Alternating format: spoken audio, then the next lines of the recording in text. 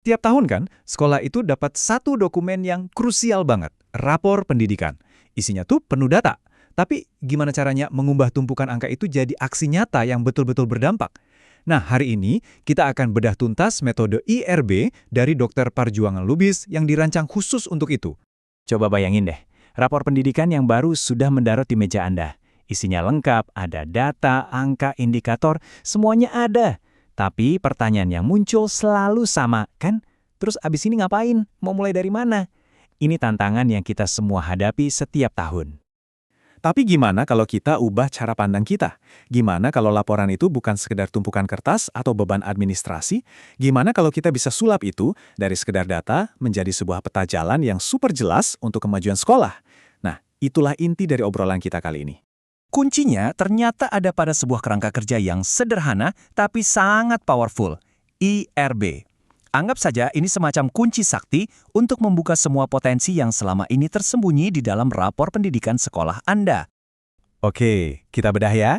IRB itu singkatan dari identifikasi, refleksi, dan benahi. Gampang kan ngingetnya? 3 langkah ini tuh alur yang logis banget. Dari mencari tahu apa masalahnya, lanjut ke kenapa ini bisa terjadi, dan puncaknya, oke, kita perbaiki pakai cara apa. Yuk kita mulai dari yang pertama. Oke, langkah pertama, identifikasi.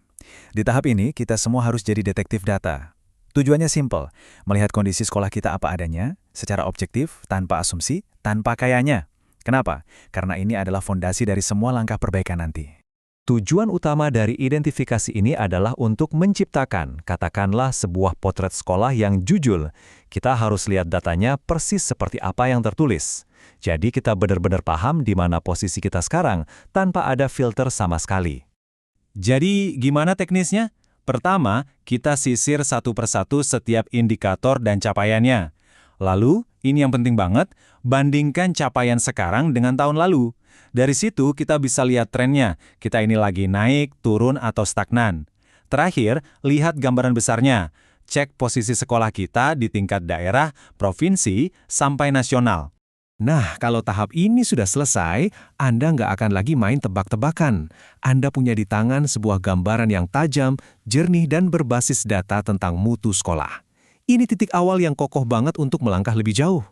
Oke, kita sudah tahu apa kondisi sekolah kita. Sekarang, kita masuk ke level selanjutnya, yaitu tahap refleksi. Di sini, kita mulai menggali lebih dalam untuk menemukan jawaban dari pertanyaan, mengapa? Disinilah peran kita sebagai detektif jadi lebih seru. Kita nggak cuma lihat, oh, nilai literasi rendah, tapi kita bertanya, loh, kenapa ya kok bisa rendah? Tujuannya adalah menemukan akar masalah yang sebenarnya, bukan cuma mengobati gejalanya aja. Tapi, ada satu aturan emas di sini. Refleksi yang benar itu harus selalu berbasis data dan fakta. Bukan pakai asumsi, bukan pakai perasaan saya sih begini. Kita harus selalu kembali ke bukti. Datanya bilang apa? Faktanya gimana? Dengan menganalisis indikator-indikator yang capaiannya kurang memuaskan, sekolah bisa mulai melihat pola. Oh, mungkin masalahnya ada di metode pengajaran, atau jangan-jangan ketersediaan sumber dayanya yang kurang, atau bahkan budaya sekolahnya. Disinilah diagnosis yang sebenarnya terjadi. Dan inilah hasil dari refleksi yang mendalam. Kita nggak lagi cuma tahu ada masalah, tapi kita jadi paham akar masalahnya di mana. Dengan diagnosis yang tepat, kita jadi siap untuk merumuskan solusi yang benar-benar nendang dan efektif. Sekarang kita sampai di langkah terakhir yang paling ditunggu-tunggu, yang paling berorientasi pada aksi, yaitu benahi. Disinilah semua hasil analisis kita tadi kita ubah menjadi perubahan nyata di lapangan. Jadi, benahi ini adalah jembatan antara pemahaman kita dengan hasil yang kita inginkan. Ini bukan cuma soal bikin rencana di atas kertas ya, tapi tentang memastikan rencana itu dieksekusi bareng-bareng, melibatkan seluruh warga sekolah. Prosesnya dimulai dengan merumuskan solusi-solusi strategis yang menjawab akar masalah yang kita temukan tadi. Solusi ini lalu kita tuangkan ke dalam rencana mutu sekolah, dan harus dibuat secara kolaboratif ya. Tapi kuncinya ada di eksekusi. Rencana secanggih apapun nggak akan ada gunanya tanpa komitmen, konsistensi, dan pemantauan rutin untuk memastikan kita tetap di jalur yang benar. Hasil akhirnya ini luar biasa. Ini bukan soal perbaikan sekali jalan terus selesai, bukan. Tapi kita menciptakan sebuah sistem, sebuah budaya perbaikan mutu yang jalan terus-menerus. Ini yang akan menumbuhkan optimisme bahwa tahun depan dan tahun depannya lagi pasti akan lebih baik. Jadi, coba kita rangkum sebentar. Apa sih bedanya kalau kita pakai IRB dan kalau kita enggak? Transformasinya itu signifikan banget loh. Perbandingannya jelas sekali.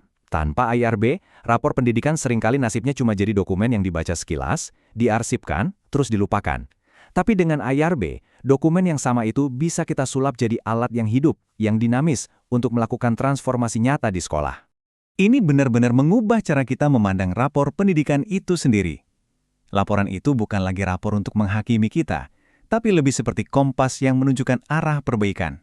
Jadi aset, bukan lagi jadi beban. Pada akhirnya, inilah pesan utamanya. Melalui pendekatan identifikasi, refleksi, dan benahi, sebuah kewajiban administratif bisa kita ubah menjadi pemicu sebuah revolusi dalam peningkatan mutu pendidikan di sekolah kita masing-masing.